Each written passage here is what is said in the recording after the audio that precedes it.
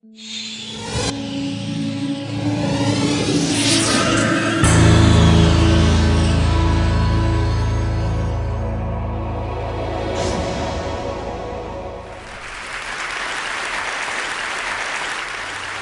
I begin with an advertisement inspired by George Orwell that Apple ran in 1984.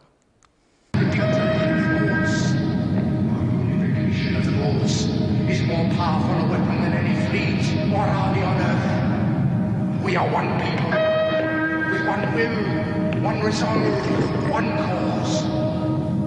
Our enemies shall talk themselves to death, and we will bury them with their own confusion.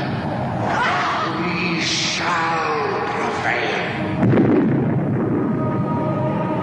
On January 24th, Apple Computer will introduce Macintosh. And you'll see why 1984 won't be like 1984. So the underlying message of this video remains very powerful even today. Technology created by innovative companies will set us all free.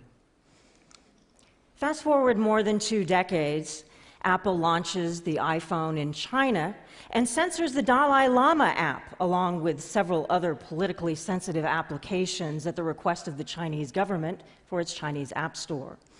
The American political cartoonist Mark Fiore also had his satire application censored in the United States because some of Apple's staff were concerned it would be offensive to some groups.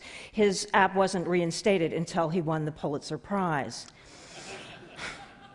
The German magazine Stern, a news magazine, had its app censored because the Apple nannies deemed it to be a little bit too racy for their users. And despite the fact that this magazine is perfectly legal for sale on newsstands throughout Germany. And more controversially, recently, Apple censored a Palestinian protest app after the Israeli government voiced concerns that it might be used to organize violent attacks. So here's the thing. We have a situation where private companies are applying censorship standards that are often quite arbitrary and generally more narrow than the free speech constitutional standards that we have in democracies, or they're responding to censorship requests by authoritarian regimes that do not reflect consent of the governed, or they're responding to requests and concerns by governments that have no jurisdiction over many or most of the users and viewers who are interacting with the content in question.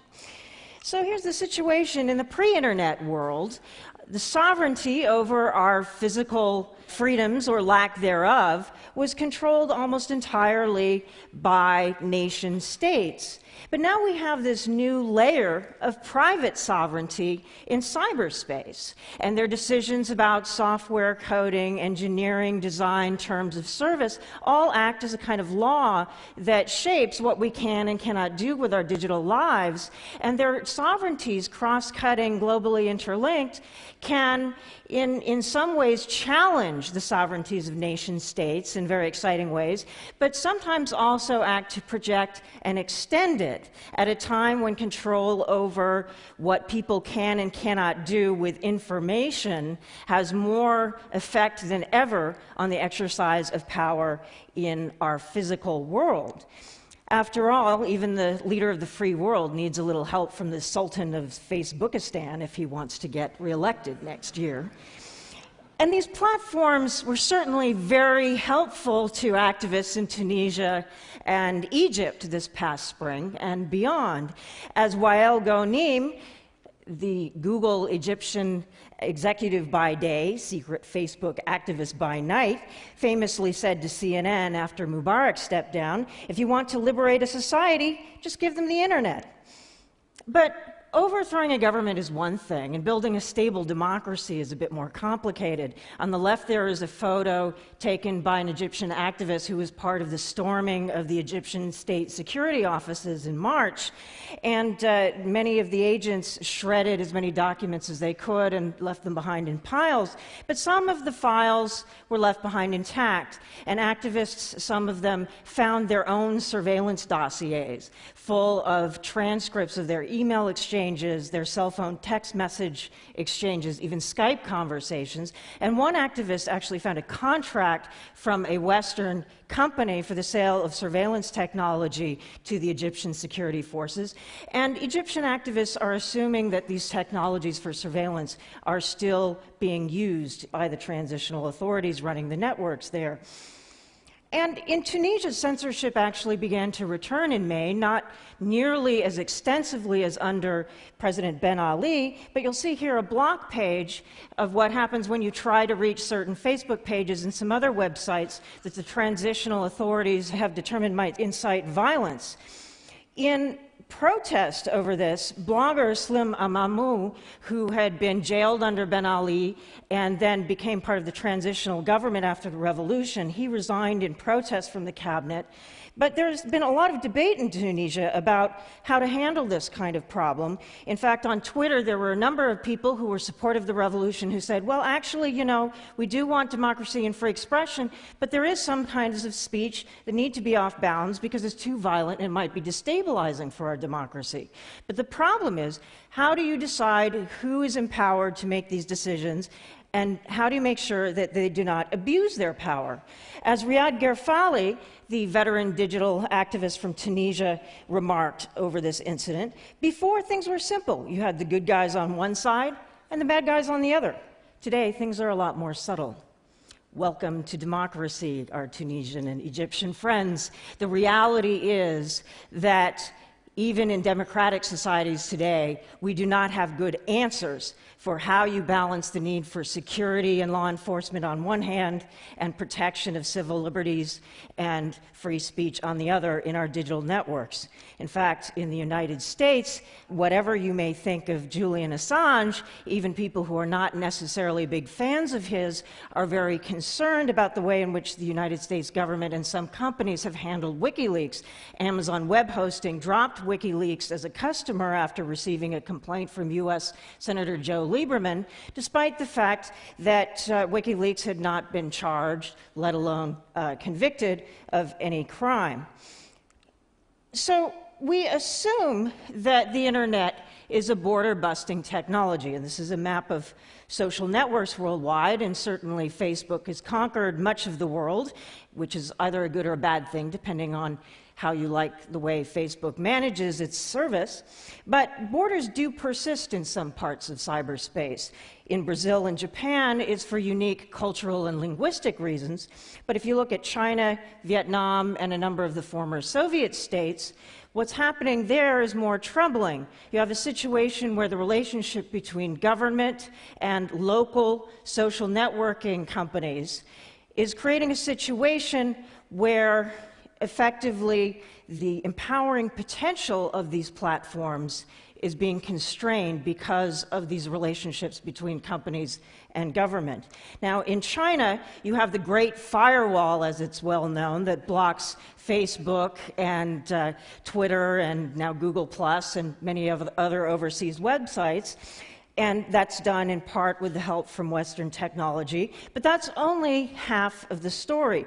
The other part of the story are requirements that the Chinese government places on all companies operating on the Chinese internet, known as a system of self-discipline. In plain English, that means censorship and surveillance of their users. And this is a ceremony I actually attended in 2009, where the Internet Society of China presented awards to the top 20 Chinese companies that are best at exercising self-discipline, i.e. policing their content. And Robin Li, CEO of Baidu, China's dominant search engine, was one of the recipients. In Russia, they do not generally block the internet and directly censor websites, but this is a website called Rospil. It's an anti-corruption site. And earlier this year, there was a troubling incident where people who had made donations to Rospil through a payments processing system called Yandex Money suddenly received threatening phone calls from members of a nationalist party who had obtained details about donors to Rospil through members of the security services who had somehow obtained this information from people at Yandex Money. This has a chilling effect on people's ability to use the internet to hold government accountable. So we have a situation in the world today where in more and more countries, the relationship between citizens and governments is mediated through the internet, which is comprised primarily of privately owned and operated services. So the important question, I think, is not this debate over whether the internet is going to help the good guys more than the bad guys. Of course, it's going to empower whoever is most skilled at using the technology and best understands the internet in comparison with whoever their adversary is. The most urgent question we need to be asking today is how do we make sure that the internet evolves in a citizen-centric manner? Because I think all of you will agree that the only legitimate purpose of government is to serve citizens.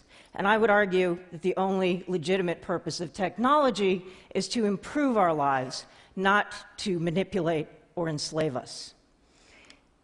So the question is, we know how to hold government accountable. We don't necessarily always do it very well, but we have a sense of what the models are politically and institutionally to do that. How do you hold the sovereigns of cyberspace accountable to the public interest when most CEOs argue that their main obligation is to maximize shareholder profit? And government regulation often isn't helping all that much. You have situations, for instance, in France, where President Sarkozy tells the CEOs of internet companies, we are the only legitimate representatives of the public interest, but then he goes and champions laws like the infamous 3 strikes law that would disconnect citizens from the internet for file sharing, which has been condemned by the UN Special Rapporteur on freedom of expression as being a disproportionate violation of citizens' right to communications, and has raised questions among civil society groups about whether some political representatives are more interested in preserving the interests of the entertainment industry than they are in defending the rights of their citizens. And here in the United Kingdom, there's also concern about a law called the Digital Economy Act that's placing more onus on private intermediaries to police citizen behavior. So what we need to recognize is that if we want to have a citizen-centric internet in the future, we need a broader and more sustained internet freedom movement. After all, companies didn't stop polluting groundwater as a matter of course, or employing 10-year-olds as a matter of course, just because executives woke up one day and decided it was the right thing to do. It was the result of decades of sustained activism, shareholder advocacy, and consumer advocacy. Similarly, governments don't enact intelligent environmental and labor laws just because politicians wake up one day. It's the result of very sustained and prolonged political activism that you get the right regulations and that you get the right corporate behavior. We need to make the same approach with the internet. We also are going to need political innovation. 800 years ago, approximately, the barons of England decided that the divine right of kings was no longer working for them so well, and they forced King John to sign the Magna Carta, which recognized that even the king, who claimed to have divine rule, still had to abide by a basic set of rules. This set off a cycle of what we can call political innovation, which led eventually to the idea of consent of the governed, which was implemented for the first time by that radical revolutionary government in America across the pond. So now we need to figure out how to build consent of the networked, and what does that look like? At the moment, we still don't know, but it's going to require innovation that's not only going to need to focus on politics, on geopolitics, but it's also going to need to deal with questions of business management, investor behavior, consumer choice, and even software design and engineering. Each and every one of us has a vital part to play in building the kind of world in which government and technology serve the world's people and not the other way around. Thank you very much.